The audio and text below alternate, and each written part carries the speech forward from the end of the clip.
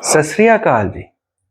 जब हम बच्चों के रूप में समाजों के अंदर जन्म लेते हैं तो हर समाज अपना अपना मैनुअल हमें दे देता है कि इस मैनुअल के हिसाब से हम एक अच्छी जिंदगी जी पाएंगे। अब हम जानते हैं कि पिछले समयों में समाजों पर धर्मों का ही दबदबा रहा है। इस कारण हमें ये मैनुअल भी धर्मों में ही देखने को मिलते हैं। हिंदू धर्म में जैसे मनुस्मृति, बृहस्पति स्मृति, पराशर स्मृति, इस तरह के स्मृतियां हैं। इस्लाम धर्म के अंदर शरिया कानून है। ये एक तरह से समाज शास्त्र के मैनुअल ही हैं जिसके मुताबिक वो समाज काम करते हैं। पर जैसे समय के साथ दुनिया में संचार और सफर बढ़ा तो हमें इन मैनुअलों की कुरीतियां देखने को मिली और हमने इनको छोड़ दिया। तब जरूरत थी ऐसे समाज शास्त्र की जो कि वैज्ञानिक हो, आधुनिक हो और धर्मनिरपेक्षता जैसे मानवीय मूल्यों से लैस हो। और हमारे भारत के लिए ऐसी एक रचना है हमारा भारतीय संविधान या द कॉन्स्टिट्यूशन ऑफ इंडिया। अब अगर मैं ऐसी किताबें गिनवाना शुरू करूं जो कि हर भारतीय को लाजमी पढ़नी चाहिए तो इसके अंदर कई सारी धार्मिक, आध्यात्मिक और साहित्यिक रचनाएं आएंगी। पर फिर भी मैं सबसे ऊपर पहले भारतीय संविधान को ही रखूंगा क्योंकि इसके अंदर हमारा दर्शन और हमारा विजन मौजूद है। हमारे देश का पुरातन, हमारे देश का वर्तमान और हमारे देश का भविष्य भी मेरे ख्याल से हमारे संविधान के बीच में मौजूद है। अब संविधान में प्रवेश करने से पहले कुछ बातें हमें ध्यान में ले लेनी चाहिए। पहली बात तो ये कि जब भी लोग हमारे संविधान के बारे में बात करते हैं तो वो इसको एक किताब की तरह बताते हैं।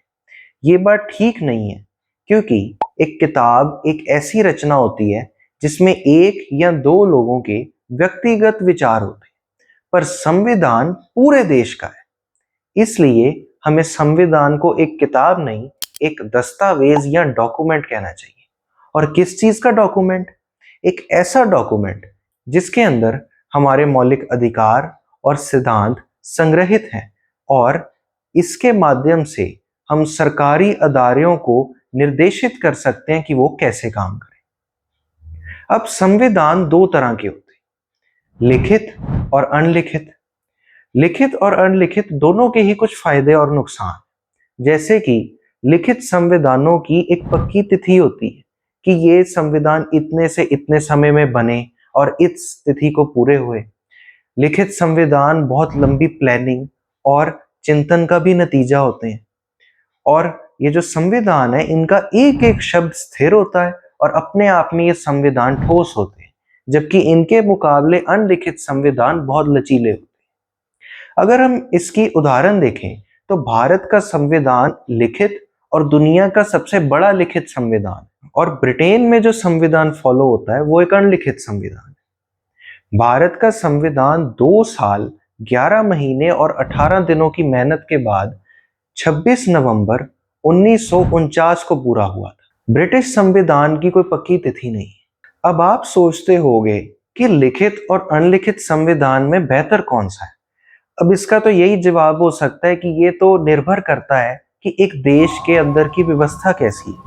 अब हाल ही के समय में ब्रिटेन में 3 प्रधानमंत्री बदले, लेकिन वहां की अंदरूनी व्यवस्था ठीक ठाक चलती रही।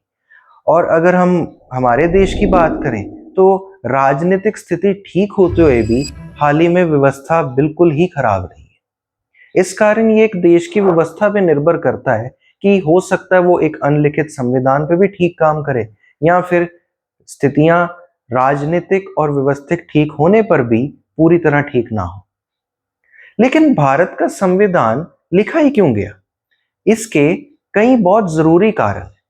जैसे कि पहला कारण है कि उस समय जब संविधान लिखा जा रहा था तो दुनिया में 2 आर्थिक विचारधाराएं प्रमुख थी, कैपिटलिज्म और कम्युनिज्म या पूंजीवाद और साम्यवाद।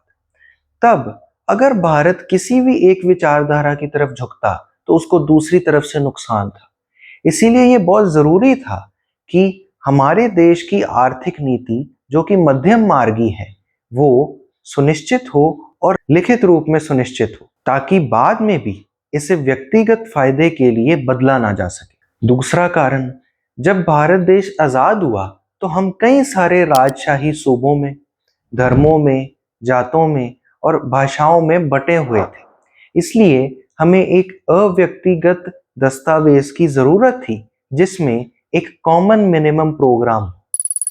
कॉमन मिनिमम प्रोग्राम एक प्रोग्राम होता है जो पार्टियां तब बनाती हैं जब वो बहुमत में आने के लिए गठजोड़ करती हैं, ताकि उस प्रोग्राम में हर पार्टी की विचारधारा के हिसाब से नीतियां हों जिसको वो गठजोड़ की सरकार पूरा करे।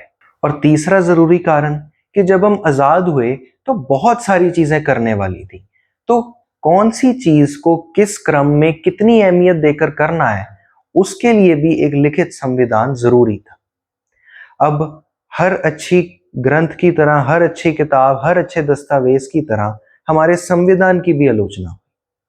कहीं पर हमारे संविधान को उधार की थैली कहा गया, कहीं पर इसको गवर्नमेंट ऑफ इंडिया एक्ट 1935 की कॉपी कहा गया, और कहीं पर तो ये कहा गया कि भारतीय संविधान भारतीय नहीं।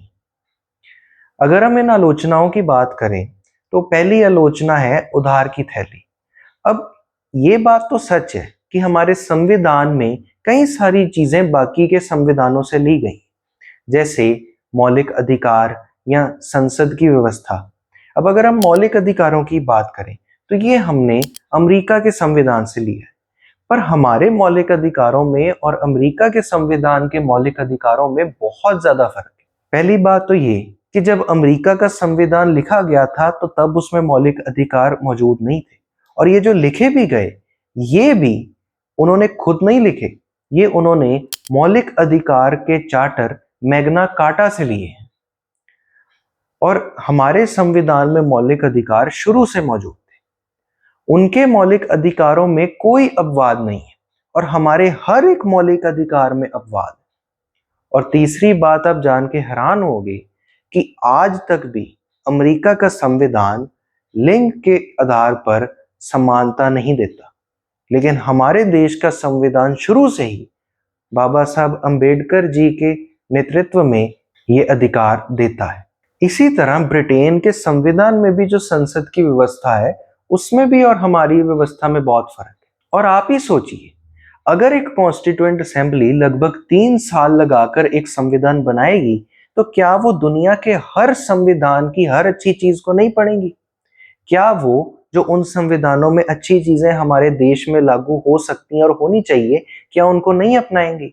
इसलिए संविधान को इस तरह की आलोचना देना बिल्कुल गलत है।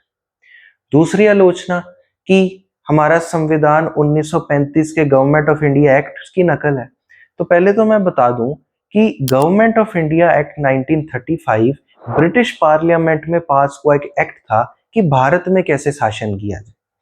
कुछ चीजें इस एक्ट से ली गई हैं, जैसे कि फेडरल ढांचा, गवर्नर का सिद्धांत और 2 सभाएं, लेकिन बहुत सारी ऐसी चीजें भी हैं जो उस एक्ट में नहीं थी और हमारे संविधान में है, जैसे मौलिक अधिकार, जुडिशरी, मतदान करना और आदि। अब अगर हमारा संविधान उसकी नकल होता तो क्या ऐसी चीजें मौजूद होती? इसलिए ये आलोचना भी बेबुनियाद है। और तीसरी तो जाहिर सी बात है कि मैंने आपको पहले ही बताया कि अगर एक संविधान अपने आजाद देश के लिए लिखा जाएगा तो वो दुनिया के हर संविधान की अच्छी चीजों से लैस होगा। इसलिए ये आलोचना करना कि भारतीय संविधान भारतीय नहीं है, ये भी ठीक नहीं। भारतीय संविधान के बारे में ये कहा जाता है कि भारत का संविधान इतिहास को सम्मान, वर्तमान को समाधान और भविष्य को पहचान देता है। अब आप इसी चीज में देखिए कि हमारा संविधान 26 नवंबर 1949 को पूरा हो गया था, लेकिन फिर भी इसको पूर्ण स्वराज की 20वीं सालगिरह यानी 26 जनवरी 1950 को लागू किया गया, इतिहास को सम्मान देते हुए। भारतीय संविधान दुनिया का अपने देश के द्वारा स्वलिखित एक अकेला संविधान है जो अपने देश को अंतरराष्ट्रीय स्तर पर कैसे व्यवहार करना है इस चीज का निर्देश देता है। हमारे संविधान के अनुच्छेद 51 के बलबूते पर ही रूस और यूक्रेन के युद्ध के दौरान प्रधानमंत्री नरेंद्र मोदी जी एक मध्यम मार्ग अपना पाए और भारत का ही संविधान एक ऐसा स्वलिखित संविधान है जो अपने आर्टिकल 368 के बलबूते पर समय और हालातों को देखते हुए अपने आप में अमेंडमेंट करने की आजादी देता है। भारतीय संविधान हमारे देश के बहुत लंबे संघर्ष, कई महान लोगों की मेहनत और B.R. अम्बेडकर जी जैसे महापुरुषों की अकल का नतीजा है। इसलिए हमें इस संविधान की इज्जत, इसकी सुरक्षा और इस पर मान महसूस करना चाहिए। मैं उम्मीद करता हूं कि इस वीडियो के माध्यम से आपको हमारे संविधान के बारे में काफी जानकारी मिली हो। अगली वीडियो में हम भारतीय संविधान के पहले हिस्से, इसकी प्रस्तावना या प्रियम्बल के बारे में बात करेंगे। तब तक के लिए हमें दीजिए इजाजत। धन्यवाद।